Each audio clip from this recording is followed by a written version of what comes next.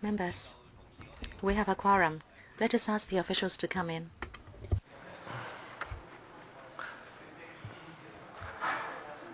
係，咁啊，一路行緊入嚟。While they are coming in, SCED and his team. Members, if you want to raise your hands, please continue to do so.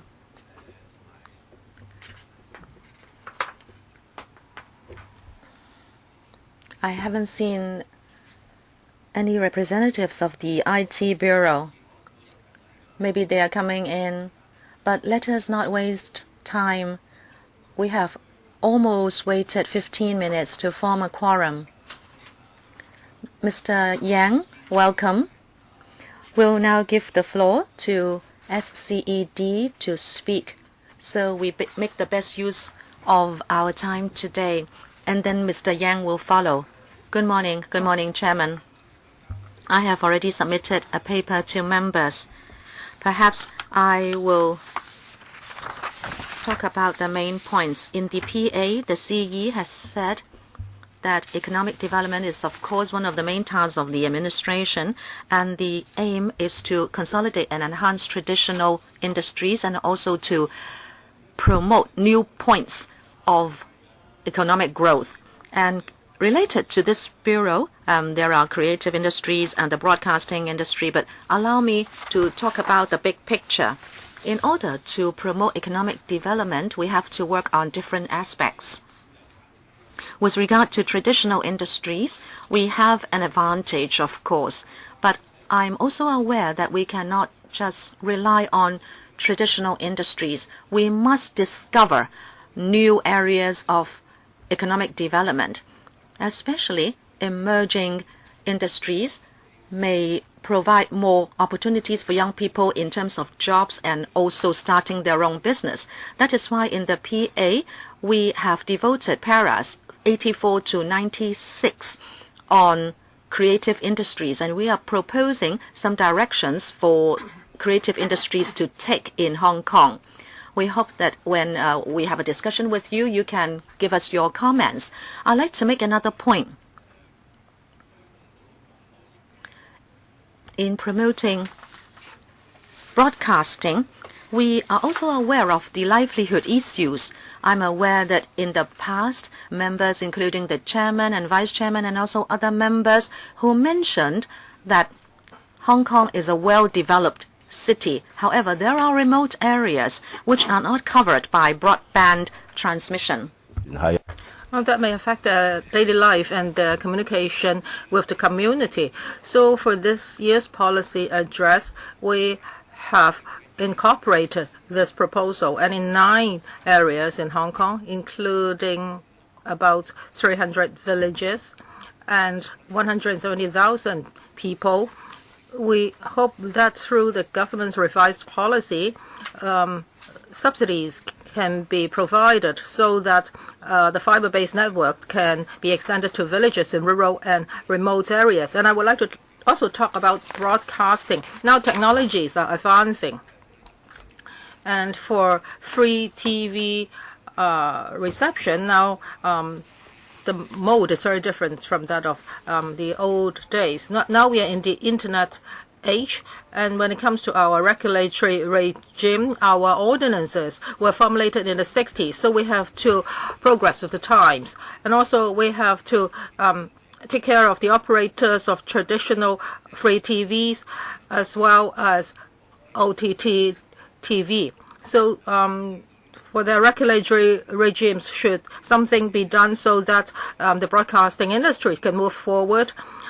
Chairman, I'm not going to spend too much time on my presentation. I'll stop here, and later on we'll be happy to answer members' questions. Thank you. Next, Mr. Nicholas Young. Good morning, everyone. Chairman.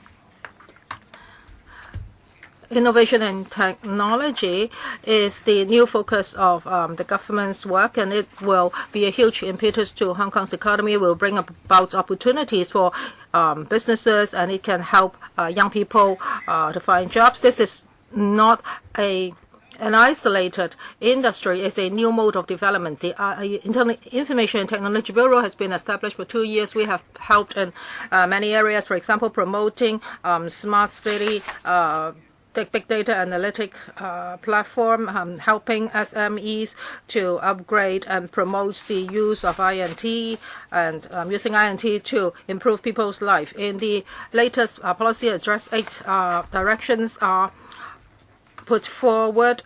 INT will be promoted and Hong Kong will be built into a smart city. And I will highlight several of our initiatives. In order to promote R&D, we will help the government to open up data. We will support big data analytics, and the hospital authority will set up a big data analytic platform. We will also explore ways to make changes to government's procurement arrangements. We will not be just looking at the lowest price bid. We will incorporate INT as a criterion into the procurement arrangement. And to support INT startups, Cyberport will join the government's smart space co-working space, and there will be a space sharing scheme for youth, and it will provide about 20,000 square feet of smart space co-working space to young people, so as to provide a favorable environment for innovation and entrepreneurship. We are also very concerned about the development of smart city, and within this year, we will announce the blueprints for developing a smart city. And we will also be providing electronic identity. It will be a digital personal identification authentication platform, and this will facilitate the conduct of government business and commercial transactions. Onwards, will also be promoting multifunctional smart lampposts. This will be able to collect real-time city data so as to enhance the governance and efficiency of a city. We need the help of different bureaus and departments when it comes to promoting INT. The CE will chair a high-level interdepartmental steering committee on innovation and technology, and it will be looking at the 8 areas that we are going to promote. We will be pooling resources and efforts of different bureaus in order to do this. As for the efficiency unit, it will be transferred to the ITB. We will form a stronger team, and we will provide assistance to bureaus and departments so as to enhance their operational efficiency, and we will provide more convenient services to the public. We will help governments and bureaus to advance their use of INT. Manpower will also be enhanced. Chairman, technology develops in leaps and bounds, and it will bring about a lot of opportunities. As the CE points out, we have to continue to strengthen our abilities so that we can catch up with other economies. In this year's PE plus policy address, it shows that the government has adopted a proactive attitude in promoting INT. And I would like to thank people from all walks of lives which have given us assistance, including members here. They have given us a lot of valuable views. A lot of initiatives have actually incorporated your views. And we will continue to implement these initiatives. We will continue to work with bureaus and departments as well as other stakeholders. AT will be taking the lead in developing our economy, and Hong Kong will become a new force in the international INT arena, and Hong Kong will be built into a world-class smart city. Now, this is my presentation, and I will be happy to answer members' questions later. Thank you. 8 members have raised their hands. Hu Chi-feng is the 9th one, and now we have 10.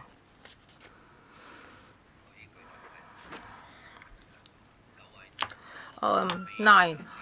members will ask questions. Each member will be given 4 minutes, including question and answers. First, Mr. Chen Zhengying, followed by Mr. Yu Siwing. Thank you, Chairman. I have 2 questions. First, about creative industry. In the government's paper, it is mentioned that Shamshui Po is a traditional base for apparel and fabrics. So how can this be used to promote creative industry? Now, this is a district with characteristics. We can showcase it to others, including tourists. The government says that it will help young designers. So can the government tell us more concrete measures? Now, can our young designers provide design service to tourists so that this plan can be developed in a better manner? And also in paragraph 72 is about INT.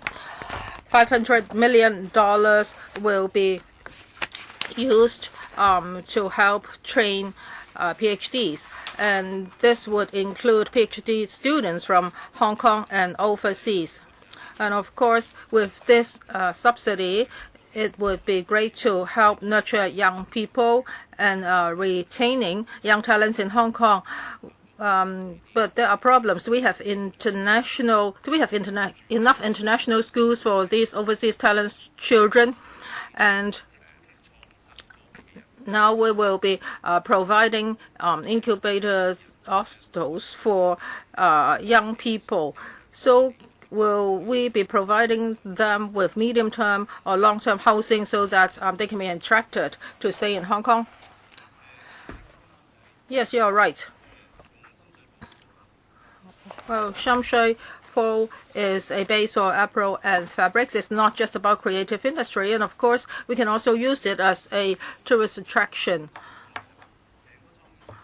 For creative industry, it's not just about one single sector. However, when it comes to the fashion sector, it shows us that we can actually do more. We can link up the manufacturing links, and more business opportunities can be provided, and there can be synergy.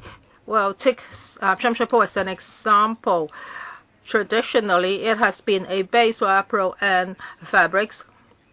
But as Mr. Chen said just now, if more opportunities can be provided to fashion designers or designers in other areas, if this can become a hub for them, and if the government can provide them with subsidies, that would be much better. For example, now the government already has a design incubation program and a fashion incubation program. This will help develop these industries. And yes, Shamshui Po can also become a tourist attraction if we put in more effort. Mr. Yang, well, when it comes to nurturing talents, we don't just look at PhD students or university students will be our focus. Mr. Chen asked about housing and other needs of these talents. Well, this is an interdepartmental effort. Of course, we attach a lot of importance to such efforts. Now we have set up a steering committee. We hope that the interdepartmental issues can be addressed. We will discuss all these with other departments. As for INT incubator, it is a short-term measure which will last for 2 years. I would like to ask our director to supplement. I think we have been overrunning, and Mr. Chen has asked a lot of questions. Let's allow other members to raise their questions. Mr. Yu Swing and then Ms. Claudia Mo. Thank you, Chairman. With regard to the multifunctional smart lampposts, I personally welcome it because this is something essential for a smart city. The government says that this lamppost will be collecting and providing real-time city data, including traffic management, etc. Now, we have 50 to 60 million tourists a year. And Hong Kong people like to travel overseas.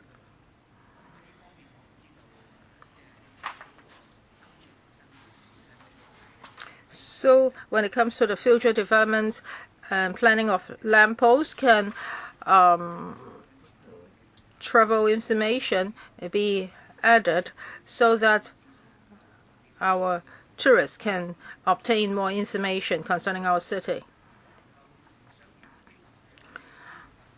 If you cooperate with commercial enterprises, I think the lampposts can even be more functional. Would the government consider joining hands with the business sector so that the cost of the lampposts can go down and they can comprise more functions? Or do you have a timetable for that?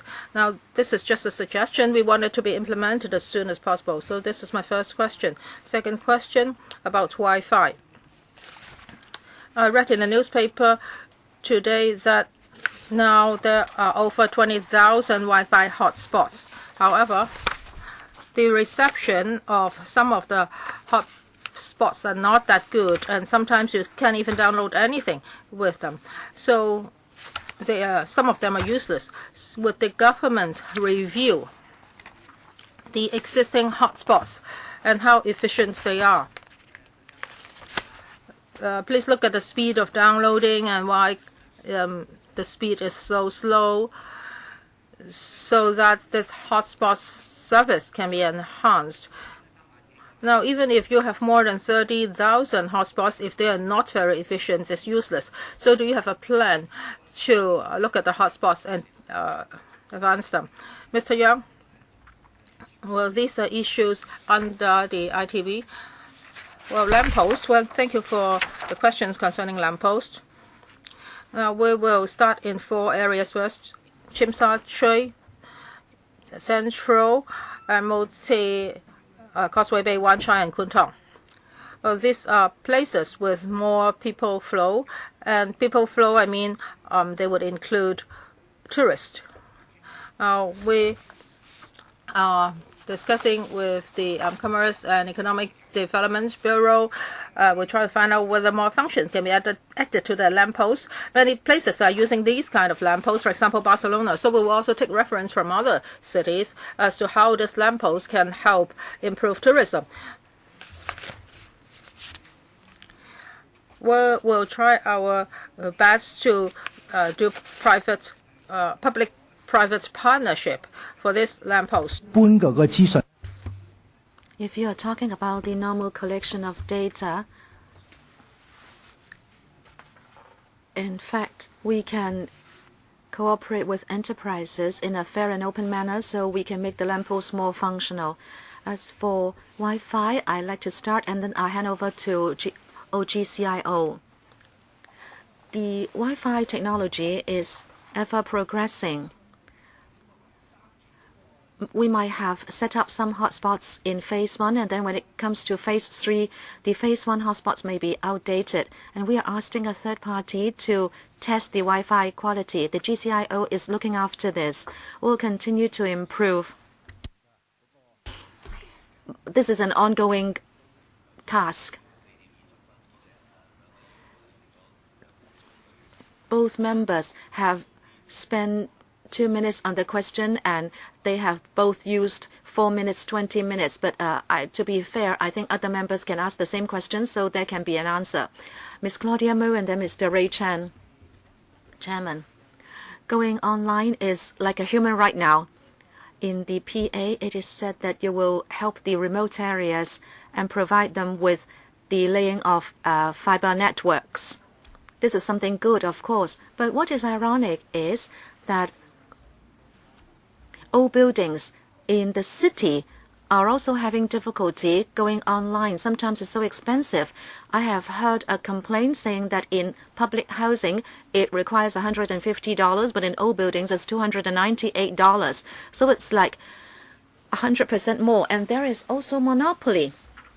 The first comer can lay the fiber networks and then be the only provider. I have heard from the SIT that in fact sometimes the traders think that they don't want the competition, so the first one that comes in will monopolize the situation.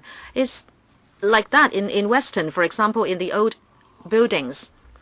Maybe the SCED can subsidize fiber-based networks. If you can't do that now, can you not try to provide smaller Wi-Fi reception devices? And also in the long term, perhaps you can set up a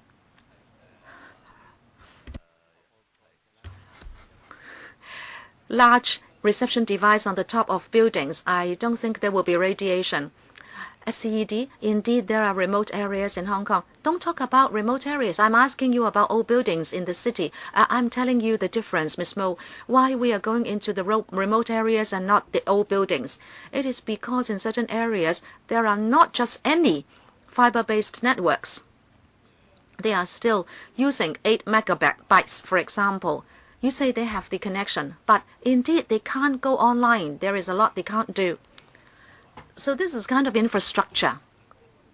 If you don't even put in the main water mains, for example, so you have to provide them with the basic fiber-based network. That is why we are doing this with public money. Ms. Mo has asked about individual buildings or areas in the city.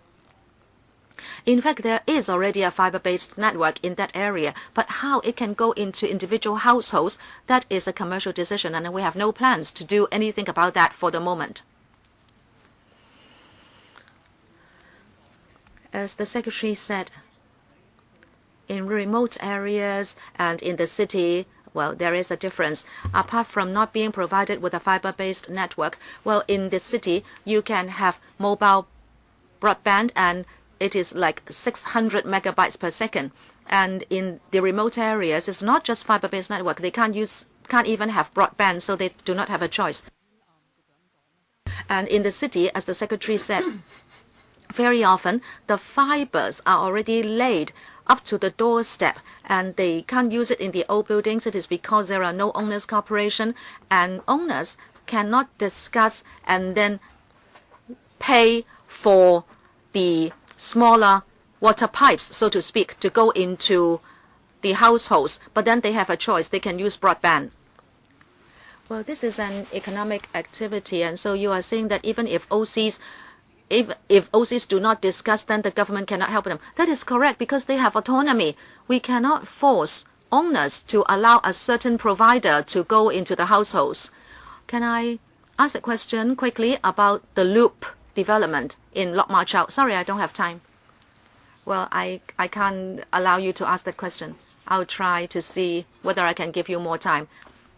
Can you provide these smaller Wi-Fi on individual devices?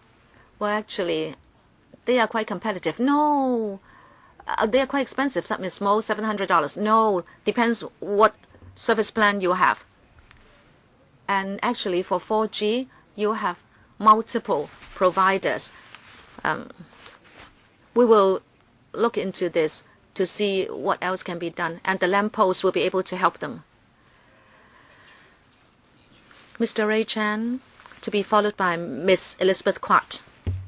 Thank you, Chair. I'd like to ask about broadcasting. Number 1, Radio Television Hong Kong. In the policy agenda, there is just one line to supervise RTHK to continue to take measures in order to execute its duty as a public service broadcaster. However, you have to give them the means. We are quite concerned about the relocation of the RTHK building. Last time I asked the Director of Broadcasting, and it was said that they are trying to have a multi-user building to save money. I don't know about progress. Do you have policies to help RTHK to achieve what you asked it to do in the policy agenda? Another phenomenon. In recent years,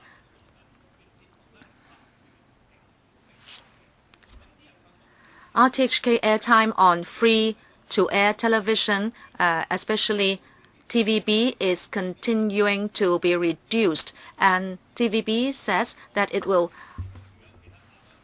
continue to carry RTHK programs according to the Communications Authority rules. And if there is any inquiry, we should talk to RTHK. The RTHK is represented today. I'd like to ask you, why is it that TVB is carrying less of your programs? Is it that the licensing conditions are too relaxed? Because in the end, I don't think they will give you any airtime, or they will just comply with the lowest requirement.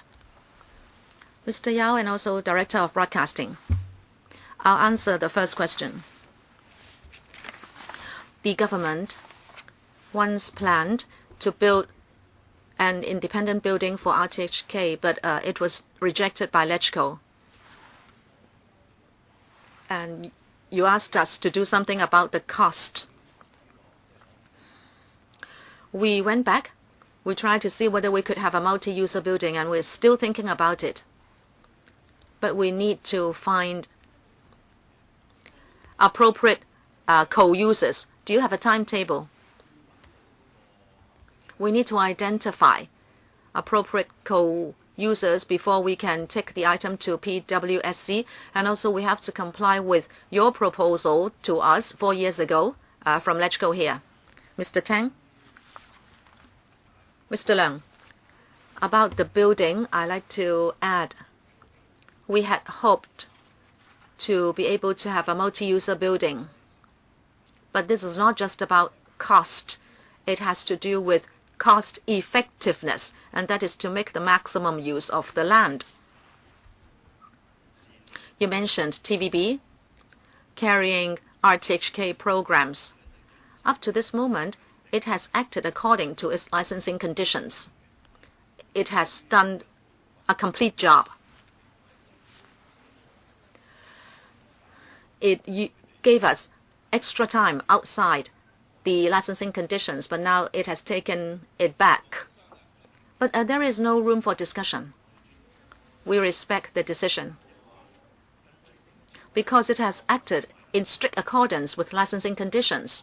What is more important is that in the past 2 years or so, the RTHK television arm has developed quite well, and we are producing our own programs, and we are making maximum use of our airtime so we can carry our own programs. Chairman, just a remark for the Secretary. We have a new term in government and also in LegCo. You do not always have to go back to the views of the previous term. Perhaps you can consult Legislative Council members again. Perhaps most members will now like to give you the land just for your own use. Okay, next, Ms. Elizabeth Quat, to be followed by Mr. Wilson Orr. Thank you, Chairman. The DAB welcomes and supports government's desire to promote INT and also smart city. We believe this will represent a great impetus for Hong Kong's economic development. It will also provide quality jobs for young people. I have a few questions. The Secretary mentioned that we will be able to lay broadband fibers for remote areas. But in fact, when you say broadband, they are not really broad. It's rather slow, actually. So I'd like to ask for a standard that you are going to adopt. Do you have a timetable? Do you have a particular standard? And also SIT. We are promoting the Smart City Initiative. We understand EID and also e-commerce registration will be important infrastructure. I'd like to ask you for a timetable. And also, what are you going to do with the carrier? The two secretaries.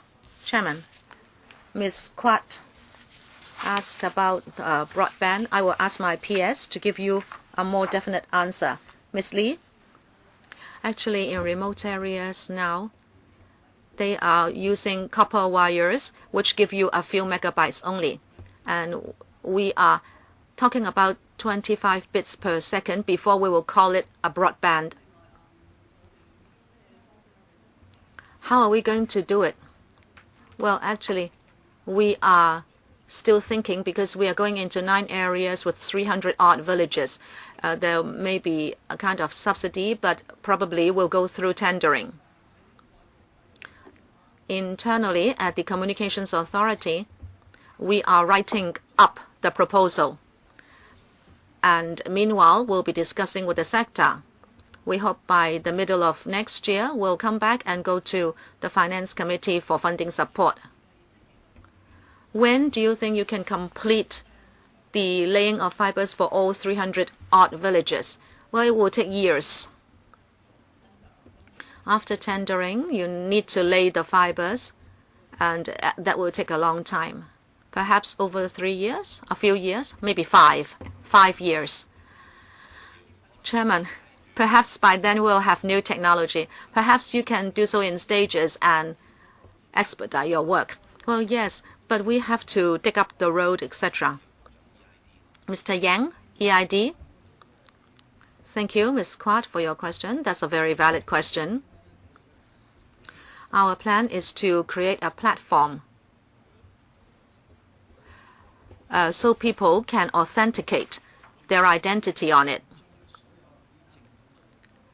We believe we should be able to use EID for all government services. And we also hope that all commercial services can also use the platform. The Hong Kong Monetary Authority is working closely with us so we can use one single platform. We like to develop it with the Hong Kong MA. As for the timetable, we believe we can set it up in 2 years. We are working very actively on this. We have to work fast because technology is developing very fast. We know what will happen in 2 years, but not in 5 years. That is why we plan to do this within 2 years.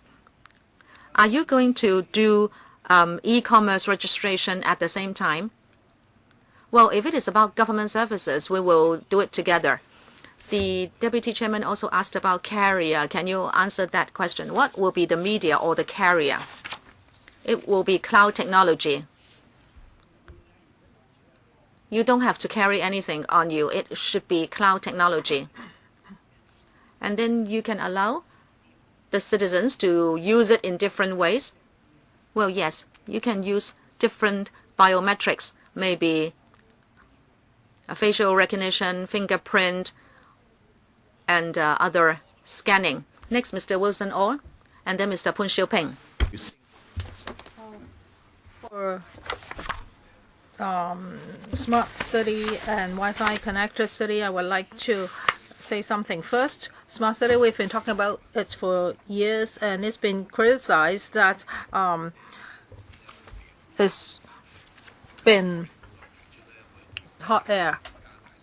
And now it is said that the government will put in more effort, and there will be a number of new initiatives, for example, electronic identity, multifunctional smart lampposts, e-government systems reform, etc. We and the people have great expectations of it. Now, in the coming few years, how can all this be implemented? We do not see a concrete timetable, and when I go to the community, people ask whether this is just hot air again. So can the Secretary share with us, do you have specific plans for this, and what is the timetable?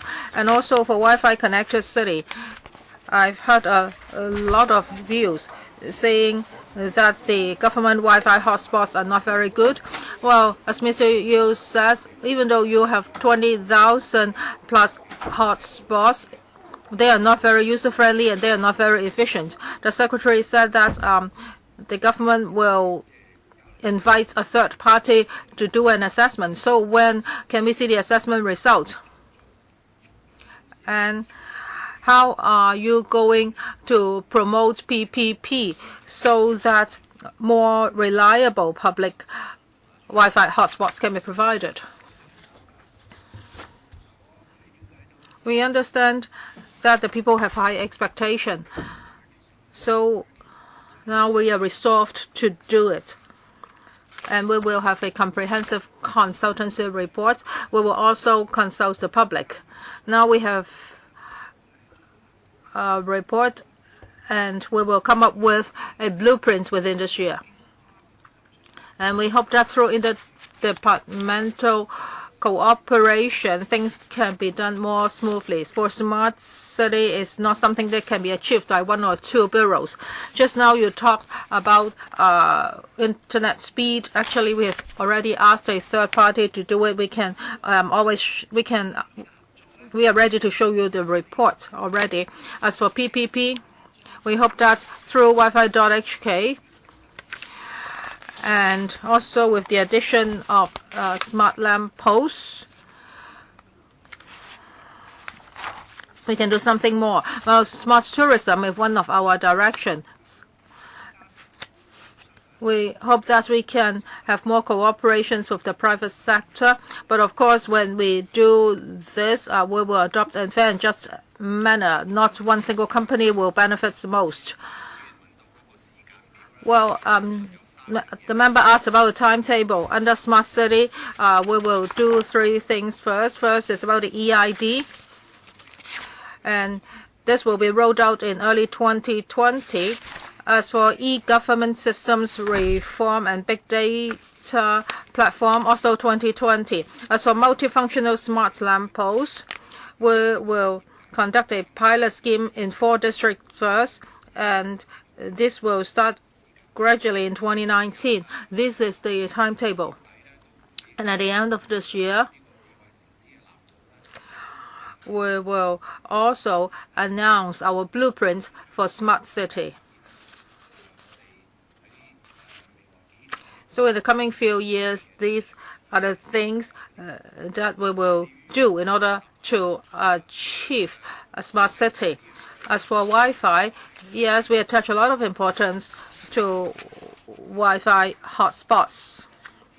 We have set up a hotline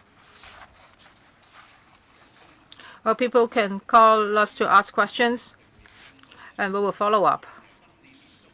In the middle of this year, we conducted some random inspections, and we discovered that for the downloading and uploading speed on the average is 3.4 Mbps, and an independent third party is already conducting surveys for us, and in the first quarter of, they will be doing surveys at other government venues, and first quarter of next year we can give you the result. Mr. Peng Xiuping, I have some follow-up questions. Well, first about the promotion of fashion design and creative industry. It is said in the paper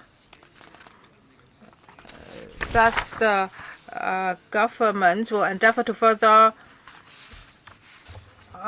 look into the characteristics of Shamshui-Po because it is a traditional base for apparel and fabrics. Now, does the government already have a plan? Well, last time there was the fabric market incident. You know, in Shamshui-Po, Wonka market is very important when it comes to tea commodities.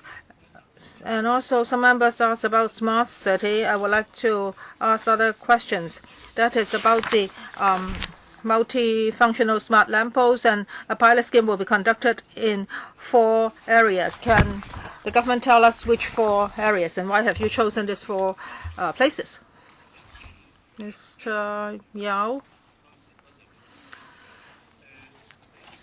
Well, for Shamshui-Po, yes, it has very its advantages because originally it was already a traditional base for apparel and fabrics, and there are institutions in the area, for example, SCET, which is a design institute. But if we are to promote fashion design, we have to introduce more things. For example, we have to upgrade the industry, and we also have to do more in terms of incubation and training. And also a base has to be provided so that designers and relevant industries can be clustered.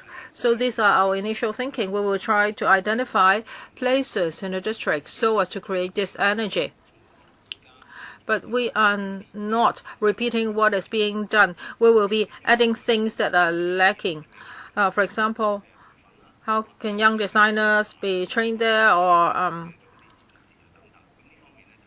maybe exhibition areas can also be provided.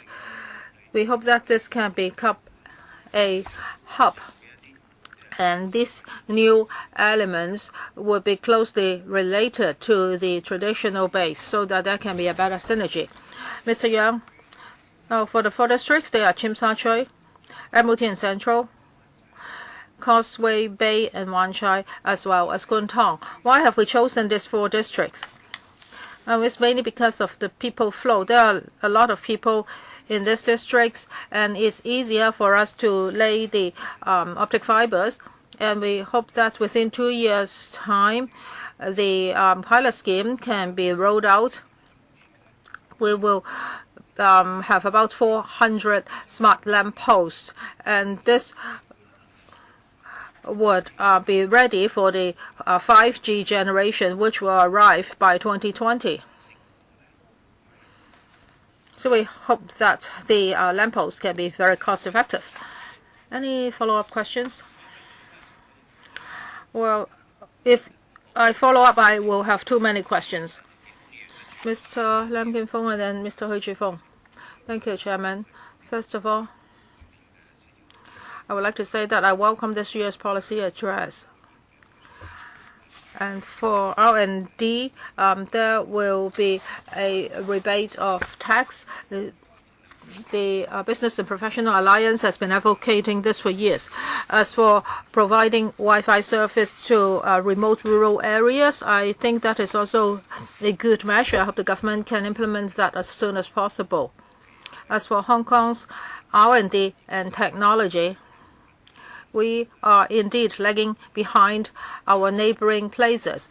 Of course, it is because of filibustering, and the ITB wasn't able to be set up for a long time. Look at Shenzhen. It's developing in leaps and bounds.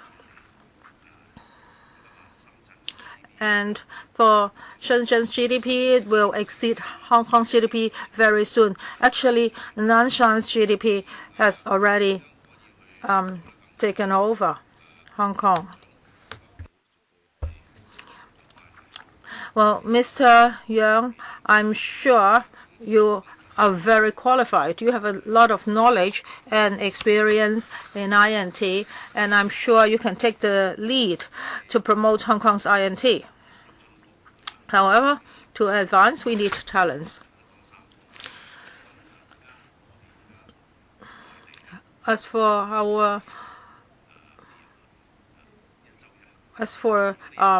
the mainland, I think we need more talents to come from them.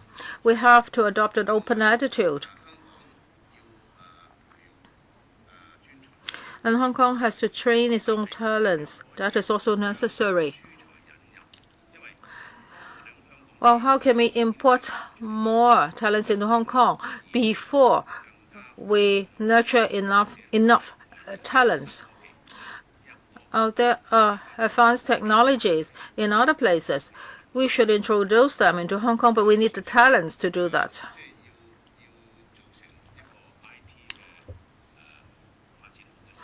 In order to develop INT, in order to build a smart city, we need a good policy, and we also need wise people.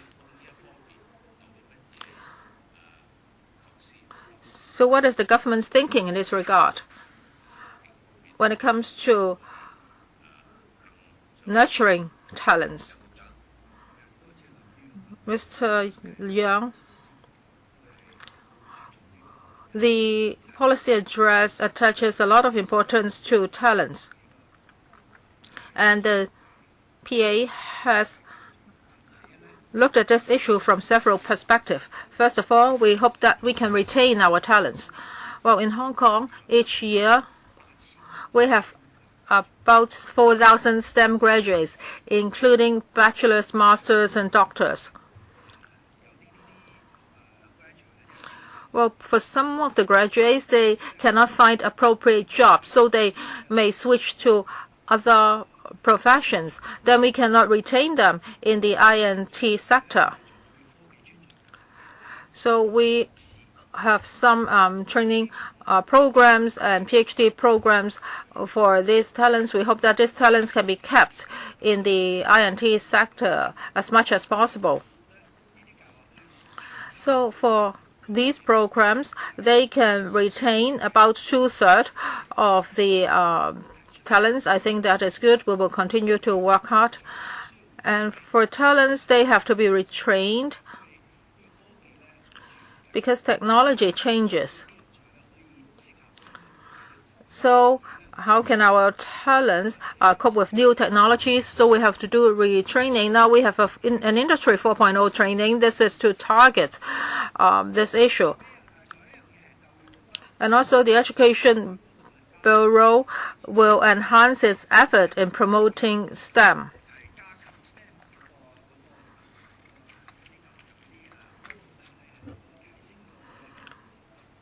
So that our students' knowledge in these areas can be bettered. And we also hope that we can attract world-class R&D institutions and professionals to come to Hong Kong so that there can be exchanges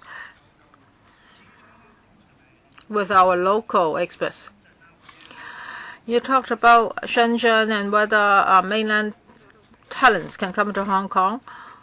We will be talking to the Security Bureau, and we will try our best to facilitate the importation of overseas talents, not only talents from the mainland. Mr. Hu Chifeng, about broadcasting policy. In paragraph 18, you say that's to provide a balanced, competitive environment for the broadcasting market. Well, why do you need to balance the environment? How come you are not promoting competition? Well, the government has been criticized for its free TV licensing policy. Well, a TV station might be very popular among people. However, the government didn't give it a license. So you are not doing anything for the market. What is your present position? Are you still promoting competition amongst free TV licenses? Or are you acting as a big government? You're doing a balancing job and you select who to give licenses to? Secondly, para 19 of the paper, you said you want to relax the restriction on licenses held by foreign capital.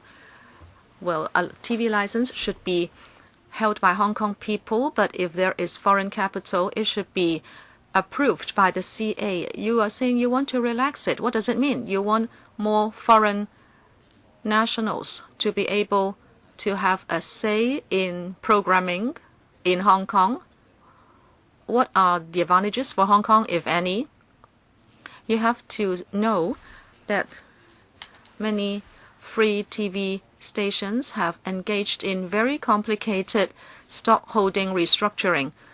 So foreign capital is already having a firm hold or a say in TV programming. Remember Mr. Wang Qing danced outside the CGO, Mr. Wang Qing of ATV, and he objected to more TV licenses given out for free. So why are you still relaxing it?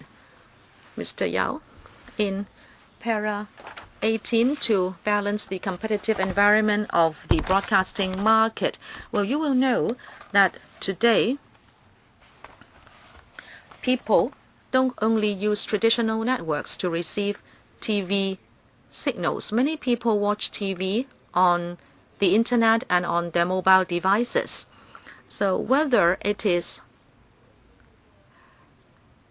TV or mobile devices, you can have internet-based transmission, and there is no restriction whatsoever because it's very difficult to control the internet. At first, when we first had free TV broadcasting, we were concerned about how that would impact on entertainment, families, and also other aspects. Therefore, we have a very strict licensing regime. Mr. Hui mentioned the capital distribution and also cross-media restriction. So when you sit at home and watch TV, you are subject to two very different systems, one very strict, one not strict at all. Can you also mention foreign capital? Look, let me explain. You might have the misunderstanding that we are only controlling the traditional network. I think this panel mentioned in the past that outdated systems should be relaxed. I'm not talking about cross-media. Can you not go direct to my questions? No, that is the starting point. That is the basis. Now there are two different systems. If you apply for a formal license, and you will be subject to a lot of supervision. But then you can't compete with the internet at all. There are some operators who are using both systems now, and if the two systems cannot be balanced, then exactly Mr. Hui's worry will come to pass, and that is if you get a license, you are not competitive. When we do the review and conduct consultation, we will look into foreign capital and also cross-media stock holding. We do not have a predetermined position, but these are exactly the points which are included as conditions in present licenses. You have not answered my question. Well, because of time constraint, I cannot allow a follow-up. Mr. Hui is very concerned about foreign capital stock holding, but the Secretary has not answered the question. And in fact, I am also very concerned about supervising broadcasting on the internet. Maybe we can follow up later. Mr. Leung Chi-cheng. Thank you. I'm aware that the Premier of Singapore said this recently. They said they went to China. They could see the payment platforms on the mainland, including Weixin, and he said that Singaporeans are like country bumpkins compared to mainlanders. How do you view our payment platforms in Hong Kong now? Where do we stand? Mr. Yang first. Thank you for the question. In terms of electronic payment, we usually use credit cards. Every Hong Konger has about 2 to 3 credit cards. And the credit amount way exceeds the payment systems on the mainland, for example. This is the position in Hong Kong now. But at the same time, I like to say that the Hong Kong MA has issued 13 to 16 stored value licenses. And this is developing really very fast. Sorry, Secretary. Can you compare our situation with the mainland? Of course, we are not using the mainland systems. Well, I know Hong Kong has done a lot, but technology is developing so fast, and we don't even have like Alipay, and we cannot remain complacent with what we have.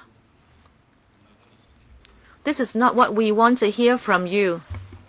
I don't want to dwell on this point anyway. I'd like to ask you, there is this initiative. You are going to set up the steering committee on INT. It will be responsible for studying into and supervising creative INT initiatives and also the Smart City initiative. I'd like to ask whether this steering committee will look at our outdated payment systems. But of course, the Secretary will say it would require a lot of money. But I'd like to ask whether you would try to allow Hong Kong to apply technology to achieve concrete results. Mr. Wilson always asking you about EID, and this will be seen only after 2020. You are taking about 3 years. What will Hong Kong become? Singaporeans also think that they are backward. They know they are backward. But what about Hong Kong? Time is everything. The steering committee will be headed by the CE, but can you be more aware of the timing issue? Mr. Yang, thank you. Given the style of the CE, she would not move slow. I am sure you will agree with me. And the biggest function of the steering committee is inter-bureau. You mentioned Alipay. That will be one example because it will have to involve different bureaus and departments. Please have confidence. I believe the CE is already using a way that is efficient to realize this. And in fact, what I have been saying is that we'd like to achieve something within 2 years instead of 3 years or 5 years. I understand technology doesn't wait for us. Next, Mr. Junius Ho and then Mr. Ma Fong Kwok. Secretary, 2 points. The EID, I'd like to mention this because I heard that it would be launched in 2020.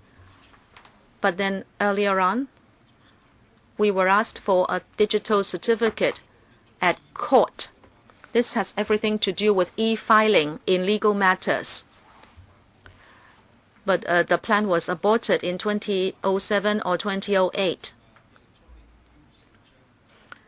And I can see other e-services at court.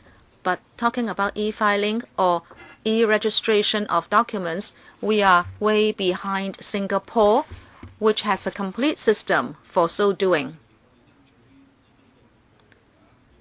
We always say we want to spearhead many services and we are a dispute resolution center.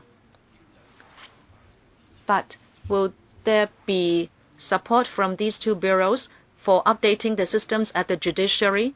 Secondly, the loop at Lok Fa Chau. There are 110 hectares of land devoted to IT development. But within the Bay Area and the Belt and Road Initiative, there will be many new developments as well, and then there will be legal issues to be resolved. Perhaps at the loop area, you should set up a dispute resolution center. I know the East Wing is being furnished, but we are not really working under the concept of an international dispute resolution hub. We don't have enough space in Central. You have to be forward-looking and set up such a hub in the loop area. Those 2 questions, please. Mr. Yang. Thank you, Mr. Ho. The EID concept uses advanced technology. Our aim would like to have EID applying to all government services, including the judiciary. It again will be inter-bureau. As for digital signature, that is an old way to do it. The EID will allow you to retrieve information without infringing on privacy. I think this is going to be very advanced. It will be a public platform. Many other countries, including Estonia, Austria, and Singapore, they are going in this direction as well.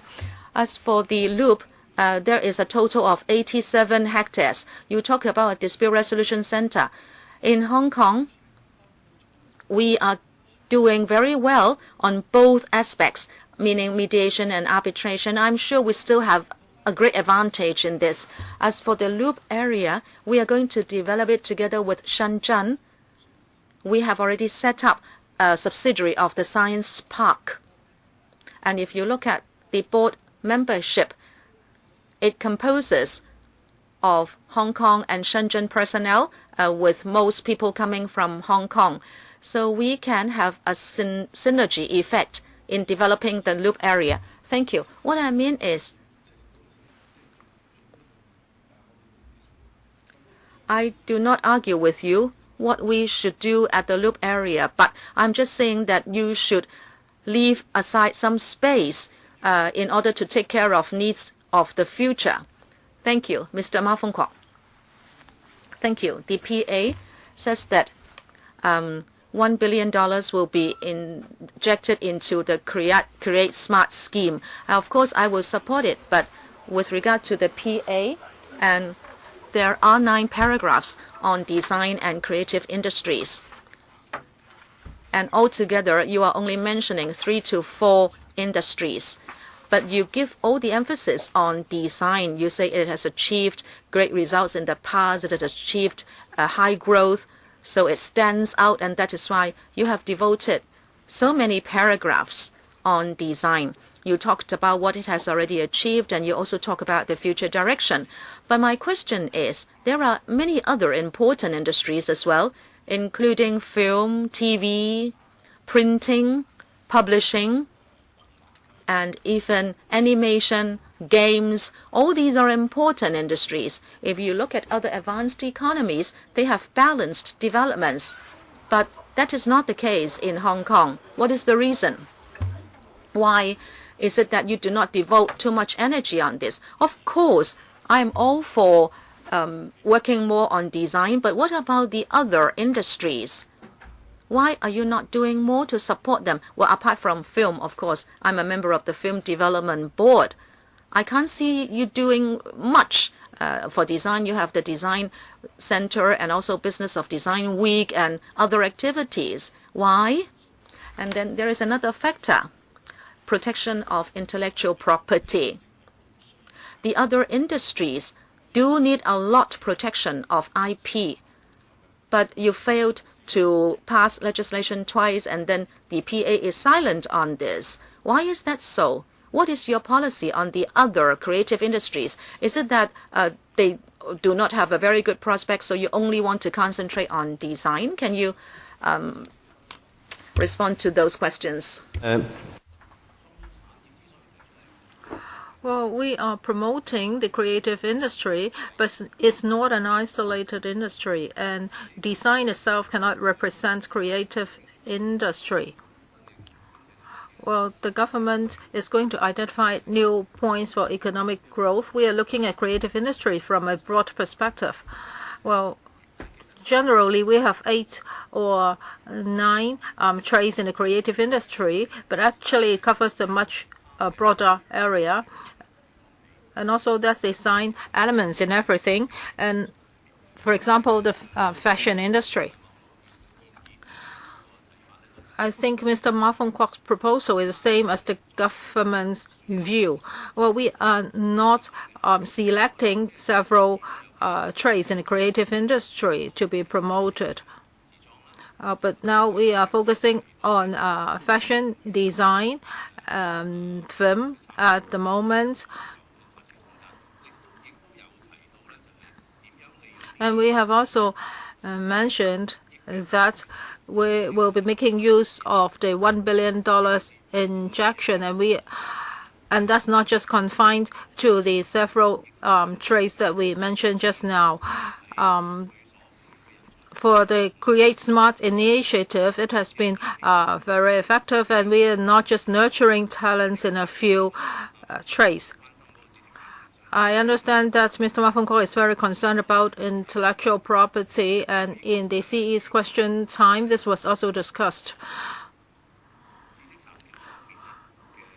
When it comes to IP, I will have a meeting with their representatives.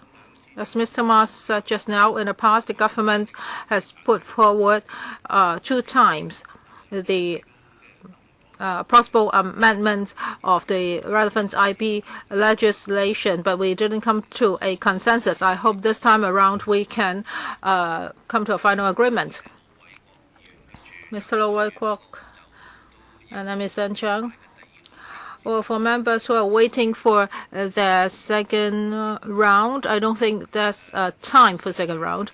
I don't think there will be enough time for second round. Mr. Lo Wai Kwok. Thank you, Chairman. For this year's policy address, there is a highlight for our industry. That is the investments in R&D, and there will be a tax rebate of 2 or 3 times. The industry has been fighting for this for years.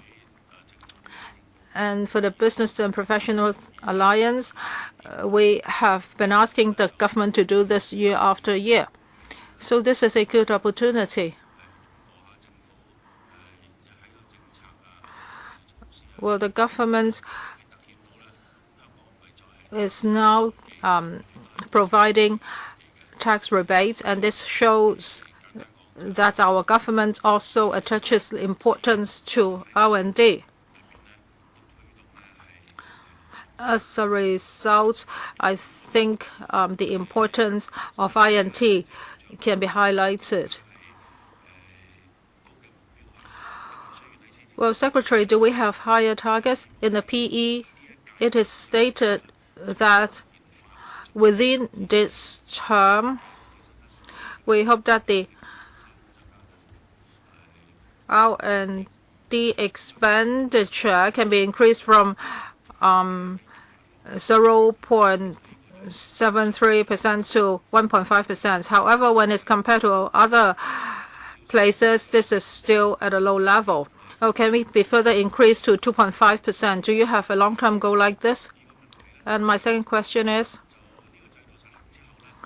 well, after this system is implemented, I think a lot of companies will be encouraged. Well, many of the companies are already doing R&D. I'm sure they will be putting more resources in R&D in the future. I think the Secretary for I&T should look at the relevant figures. You should know what R&D's Hong Kong enterprises doing at the moment. Then you will have data for your future planning. When we talk to our neighboring countries, I understand that their governments have a lot of information and data like this. So that will facilitate their future planning. And also in this year's PE, the government says that it will improve its procurement arrangements. We've heard a lot of criticisms. Well, though we have some very good startups, we may have good new services and products. However, it's very difficult for them to get support from the government. That is, the government won't really procure their services or products. So will there be a change in the government policy in this regard in the future, Mr. Yang? Due to time constraints, please try to be succinct. Well, there are several members that are still waiting to ask questions, so I have to draw a line here. Mr. Yang, thank you for your questions. Our long-term goal is, of course, not confined to 1.5%. Well, Hong Kong is not doing a lot of R&D. There are 2 major reasons. First of all, we are a service-based economy. And secondly, the government's investment is much more than the private investment in this area. So we have to understand more about the private sector R&D. And I'm sure the 1.5% will increase in the future. As for procurement, the government will be focusing on 2 areas. First, other than looking at the bidding price, we would also incorporate I&T as a criterion into the procurement arrangement. And we also hope to raise people's awareness about R&D. We hope that we can do a better job when it comes to government's procurement arrangements. And Chiang, Michael Tian, Holden Zhao, and Chang Huafeng. Okay, I'll draw a line here. So these four members can ask questions. We will overrun a bit today. Miss Ancha. Chairman, I have a question for CEDB, another question for ITB. For CEDB, in this year's PA, the Belt and Road Initiative and the Guangdong, Hong Kong, Macau Bay Area are mentioned. As for the Bay Area, Hong Kong people are more familiar with it. And we can go there anytime. We can try to find business opportunities there. However, for the Belt and Road, it seems that those countries and cities are quite far away from us, and we are not familiar with these places. The business sector is afraid that they may run a risk if they invest in these countries. So how do you assess the risks involved? And how can you help the business sector to allay the risks? And for Mr. Yang, it is stated in the PA that the Smart City Initiative will be implemented within this year. So when will you do that? We are already in the middle of October. So how can you do that within this year? And for your blueprints, are you going to hire a consultant to do the blueprints? Will you consult the public? Will you collect public views? Or it's just an internal discussion within your office? Mr. Yao, thank you for your questions.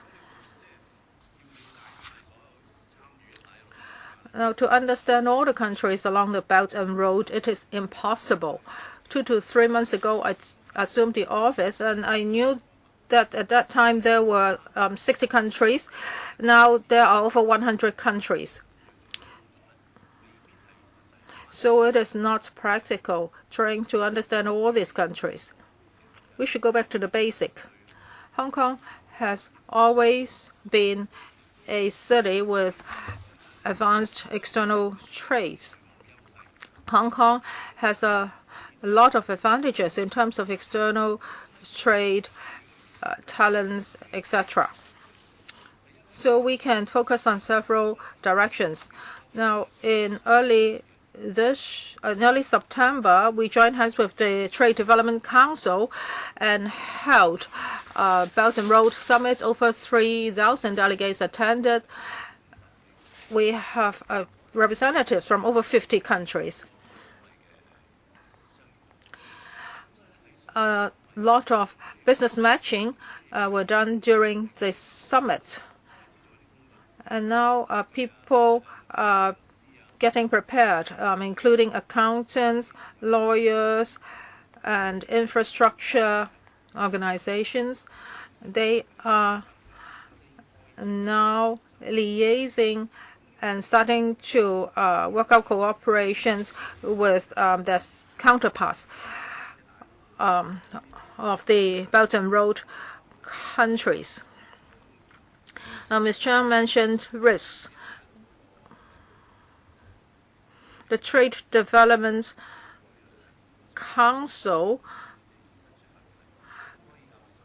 has already collected over 60 cases concerning the Belt and Road risks, and such cases can be shared amongst stakeholders. Now, we will also be discussing with our mainland counterparts and try to work more on the developments. Later on, I can share more information with you. As for Smart City, the plan was announced in June. After 2 to 3 months consultation, we find that people welcome this proposal.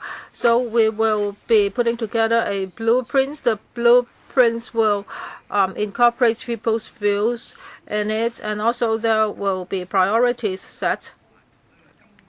So by the end of this year, that is by December, the blueprints will be announced.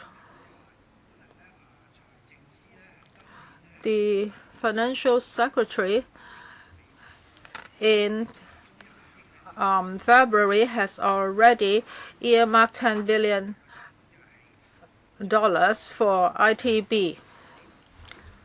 And we have 19 pilot programs, and we will start with 3 first. The total cost will be about $700 million.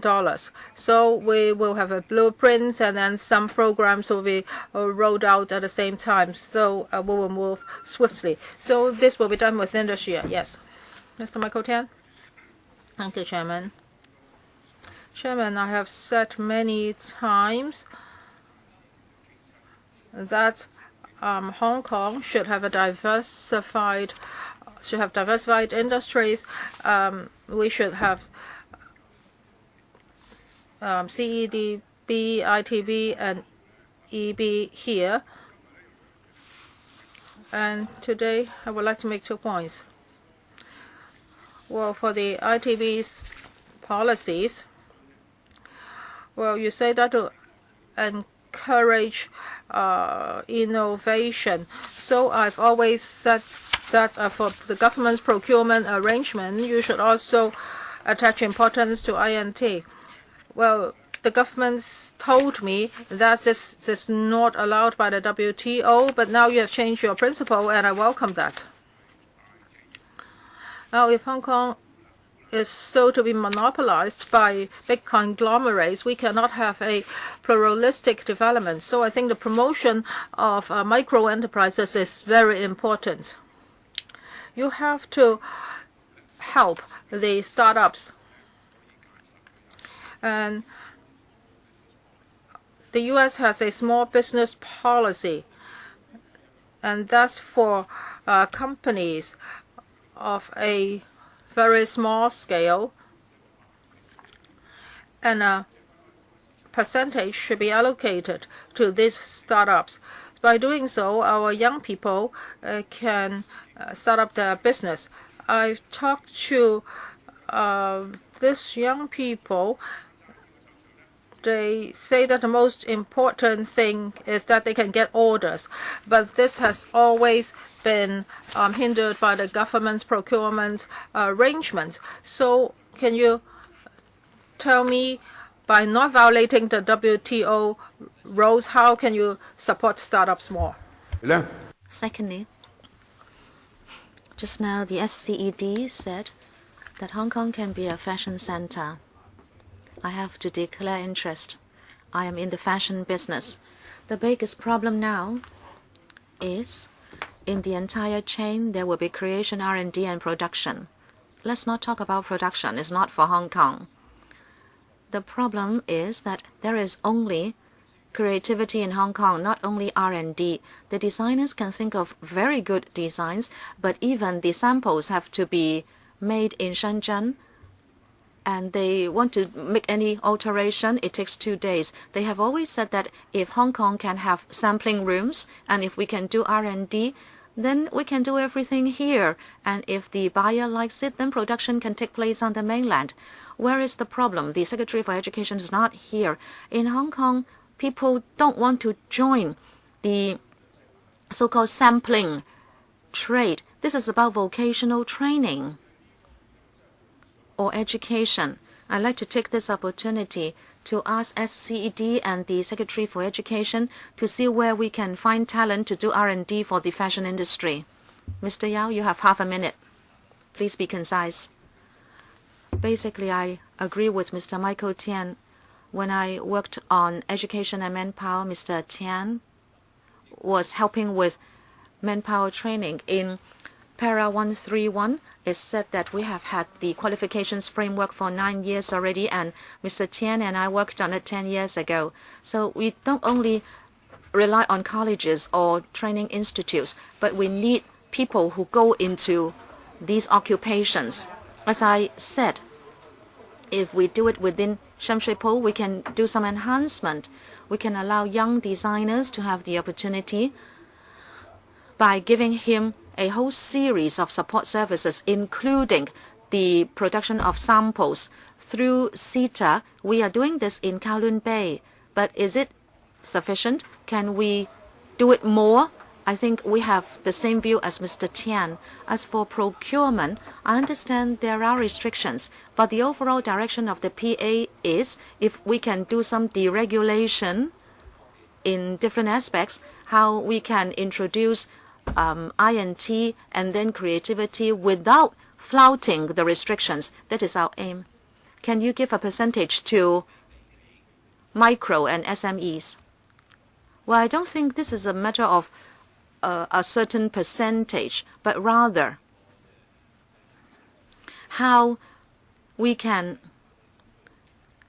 introduce different things into the scoring system. Well, you have exceeded your time. You can do it in private if you want to take it forward. Mr. Holden Chow. Thank you, Chairman.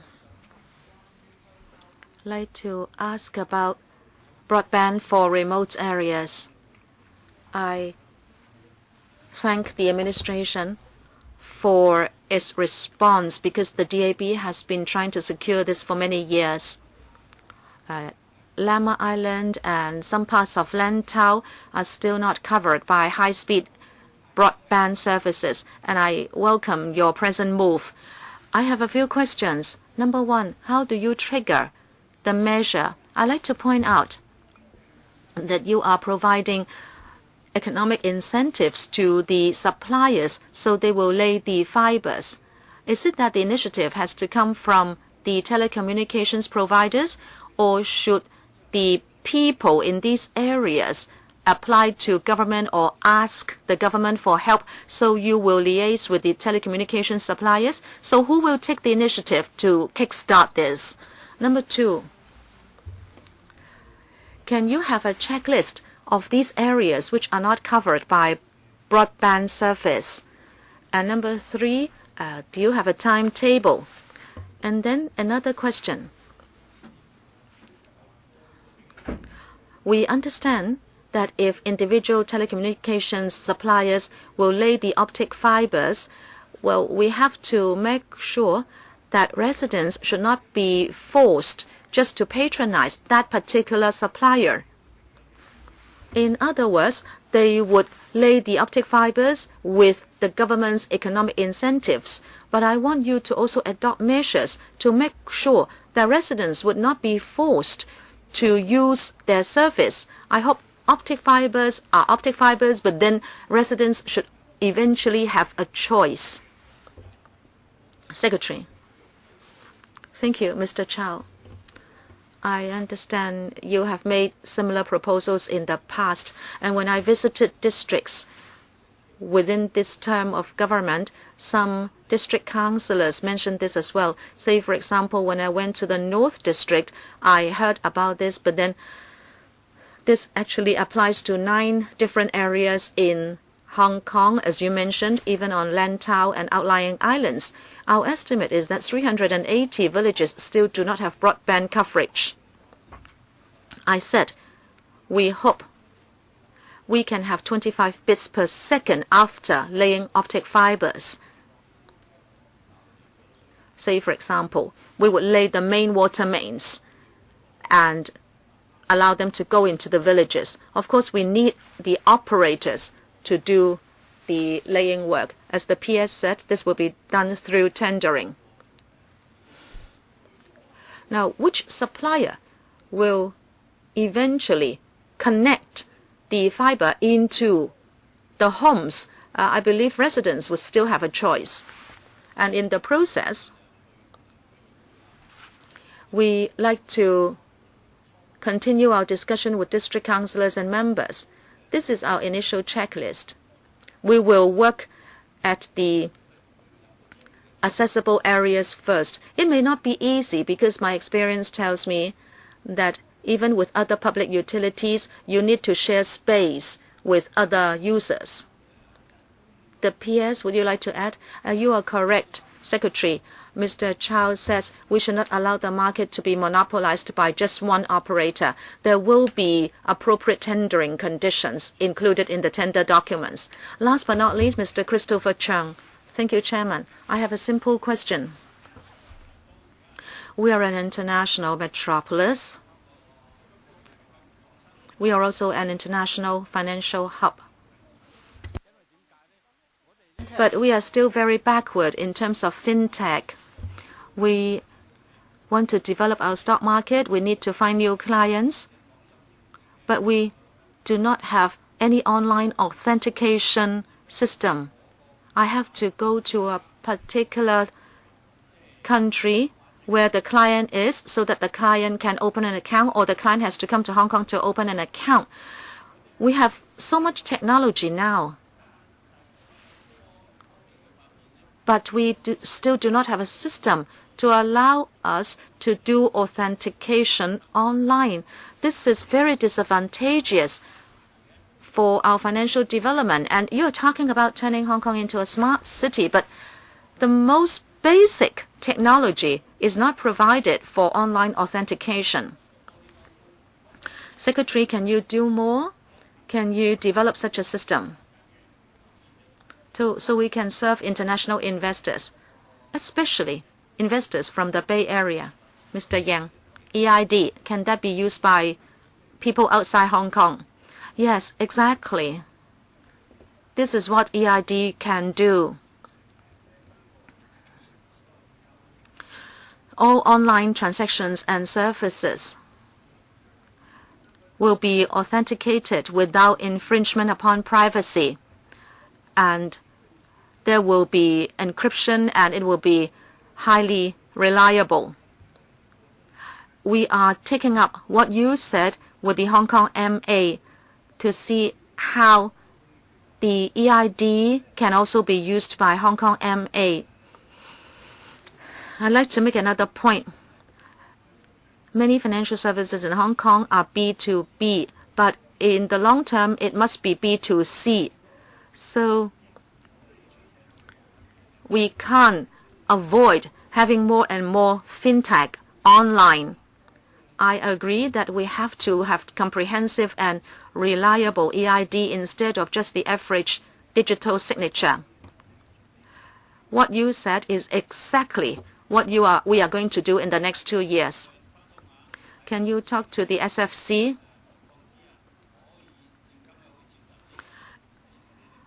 Can you ask the SFC in what circumstances it will accept online authentication? The SFC is asking for knowing your customer, and they are developing KYCU. And EID can help KYCU a lot. And therefore, the steering committee, which will be inter-bureau, will be very important because we have to liaise closely with the Hong Kong MA and the SFC. Secretary, please watch the time. Thank you. Mr. Wu Chi-wai said many times he would like to ask a question. Please be very short. I will be very concise. Well, you have the sandbox for fintech. But what about other creative industries? Can you also apply the sandbox concept so you can have early and pilot implementation of certain measures? And then you will know the difficulties and the different parameters. Mr. Yao or Mr. Yang? Actually, sandbox can apply to financial services because there is strict control. You also know that sandbox actually is first meant for banks only, but now it is going to be opened up to other sectors. As for creative industries, at present, there is no supervision or control of creative industries at present. But if there is outdated legislation, we discussed this on the 5th of July. There was a long debate. I think what is important is how to deregulate, especially if the rules and legislation are outdated. I think this is more important for creative industries. At the appropriate time, if the sandbox can help, in other words, if there is deregulation required for industries which are under strict control, then we can do it. But we are now working on deregulation of existing laws. Okay, thank you. I'll remind members. But I don't have any members of this panel. Mr. Wuchiwai is not a member. The next meeting will be held on the 13th of November at 2:30. If there is nothing, under AOB, meeting is adjourned. Thank you.